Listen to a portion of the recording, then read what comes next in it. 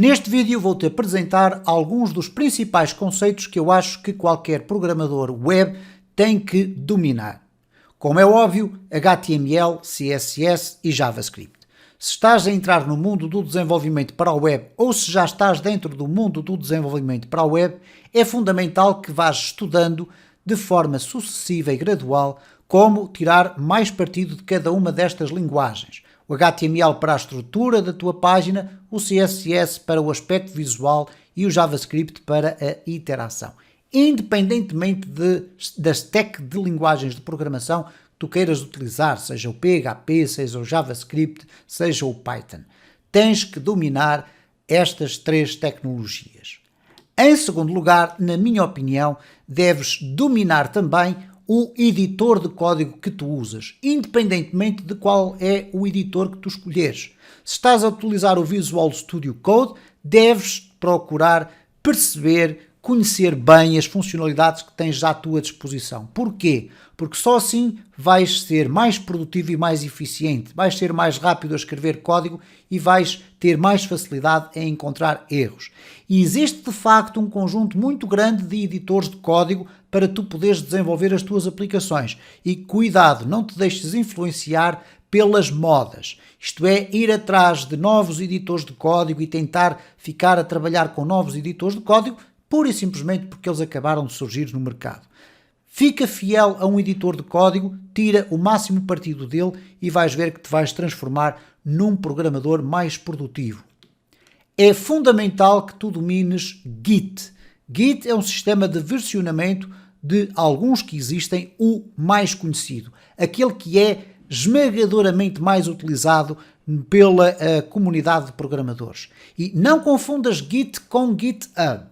Git é um sistema de versionamento que podes utilizar até a nível só local. O GitHub é uma área da internet onde tu podes depositar repositórios remotamente. E, neste caso, tens o GitHub, tens o GitLab, tens o Bitbucket, tens um conjunto muito vasto de soluções. Mas na base de todo este tipo de sistemas está o conhecimento do Git. E uma sugestão: procura conhecer comandos do Git no terminal. Não fiques refém do Git em termos de ferramentas visuais. Porquê? Porque se tens um editor de código que tem ferramentas visuais que permitem utilizar o Git, se tiveres por alguma razão que mudar para outro editor de código, tu vais ter um outro tipo de ferramentas para fazer a mesma funcionalidade.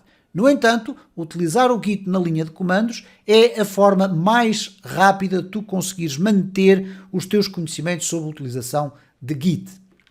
É fundamental que comeces a ter alguma preocupação em aprender Docker.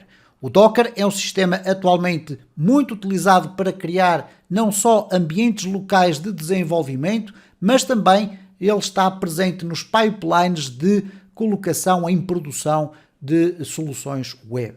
Muito em breve vais ter disponível o curso de Docker na perspectiva do programador web, disponível na Udemy. Este vai ser o próximo curso que eu vou produzir para que meia dúzia de horas, 7 a 8 horas, tu tenhas ali os conhecimentos fundamentais enquanto programador web, de como é que tu podes utilizar o Docker para agilizar o teu processo de desenvolvimento.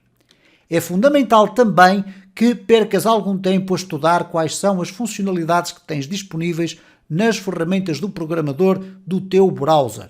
Se estamos a utilizar o Google Chrome ou o Edge, por exemplo, tu tens as ferramentas do programador de certa forma muito semelhantes. E depois tens também no Firefox e nos outros browsers algumas ferramentas de programador que têm como principal objetivo permitir-te verificar se tens erros nas tuas consolas, se tens erros de JavaScript, se podes testar ou não qual é a velocidade da tua aplicação. É uma ferramenta fundamental para programadores web. E finalmente, nunca te esqueças de seguir algo que é muito importante. Segue sempre, dentro da medida do possível, uma filosofia de desenvolvimento que aposte na execução de testes.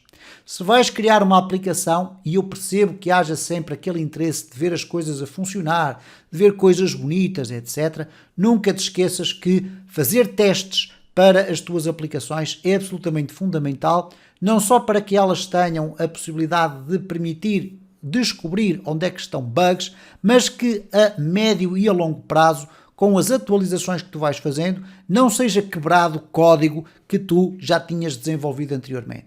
Então, seguir as metodologias de Test-Driven Development ou outra metodologia qualquer que te permita criar testes unitários e testes funcionais no teu código e nos teus projetos é absolutamente fundamental.